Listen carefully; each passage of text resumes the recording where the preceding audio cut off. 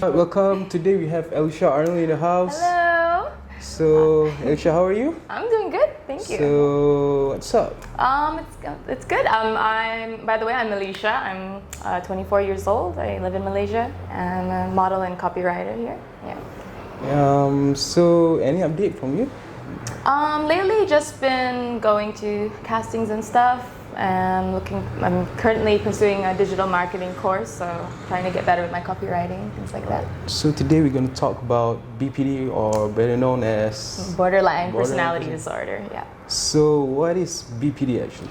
Well, it's classified by certain symptoms like you have a very unstable image of who you are. You'll have very explosive emotions, sometimes that are hard to control. And usually comes from a fear of abandonment, so you usually get paranoid that people are going to leave you, or people are going to think really badly of you, so everything feels very black and white. Things are good, things are bad. So yeah, it's very extreme thinking. Is there any period where you're depressed or? Yeah, it changes constantly. Sometimes I'll be at the same emotional state for a long time, but sometimes it will be maybe every few hours I'm feeling differently, so depression definitely comes a lot more than like the manic highs for me, but that does still happen. So what do you do when you're depressed? I'm depressed, well, over the years, because I've had this for a long time, so I give myself a nice safe space. I'll put, usually my room, and I'll try to read or try to distract myself usually, because a lot of it comes from being alone with your thoughts. About the stigma, so how do you cope with the stigma? Well, because a lot of the time, you want to explain it honestly and bluntly with people, and they'll tend to think oh, so are you just gonna snap all the time, or are you going to be unreliable to work with or something like that? And the only way to cope is, I think, is just to spread awareness, just to keep talking about it, and not hide it so much. And I hid it for a long time, but nowadays I like to just be really open. Even on social media, I like to talk about it. Yeah. Okay, what is the most common things people misunderstood about? Yeah. I think with BPD, they'll normally think that you're going to what we call splitting. So it's there's a tendency, especially if you haven't had a lot of time to control your symptoms or learn how to control them, is you'll think of something and be this is completely bad, this is the worst thing in the world, or that person's the worst thing in the world, and then you can switch back to this is the greatest person ever, or this is the best thing ever, And people, if they see that, they kind of don't trust how you feel about them, or they'll kind of think oh, you just feel good, therefore you think that I'm good, and I guess getting people to understand that we can understand what's the disorder and what's us. Have you ever experienced any backlash when you post? Yeah, I've had. There's one time when I put a post just talking about my experiences, because I had a lot of friends with all kinds of different experiences with mental illness, and someone saw that and they fired me for a modeling job I was going to do, and they're oh, that's a risk,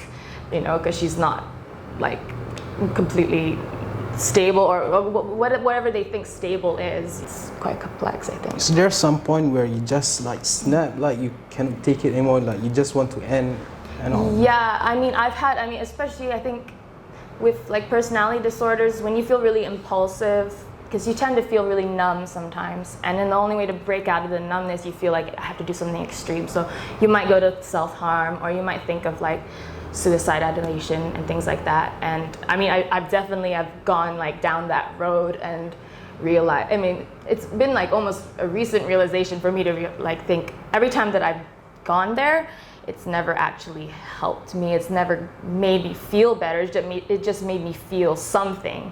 And there's just so many better things to feel than that, or feel you have to deserve that or punish yourself. And I had to go through it, but I don't regret going through it, because it taught me that it's not this place that I need to go. So BPD, you scared being abandoned by certain people? Who do you rely most? In my life right now, I would say my mom, she's been really my backbone for I mean, forever. And you know, stuff was tough in my childhood due to us not having like a lot of money and things like that, and being moved around and losing friends or things like that. And you know, just having a stable kind of figure in my life the whole time, that's really strong, and that helps me. Like, of course, you know, I always think, oh no, like what if I lose everything, and then that sense of abandonment again. But I think, you know, if I can have this stable relationship with someone and depend on them and have them get something from me, like, you're really never abandoned in that sense, you know. Like, tell me more about your experience when you're manic or... Well, I mean, like when I get manic or just really up and kind of, it's almost semi like delusional in a way, because you think like, you're so absorbed in whatever you're interested in or whatever like crazy idea, like, oh, if I go travel here, it's gonna fix everything and I'm gonna have a great time. And then, I don't know, you kind of feel like you're like superhuman in a way, which is strange. And you love it because it's so much better, it seems, than being depressed. You know, it's like you're not thinking about as like, I don't know, like depressing things like, you know, like suicide or just feeling down on yourself. But is it hard for you to reach out? It used to be. Like, I would want to isolate myself a lot because it felt like not only did I feel like people didn't understand, I also felt like talking about it burdened people in a way. So in a way, I'm like adding this major complication in their life by just existing in their life, you know. So but I've found out like reaching out, it's actually helped a lot. It's helped some people who felt the same or felt the same in some sense, you know, or even people who don't have a personal experience with mental illness, but they just want to learn about it and understand it. And there's very empathetic people that are actually, you know, willing to be kind and take that all in. Okay, do you have any message to the people out there? I think my main message is, I think don't feel scared to talk about it.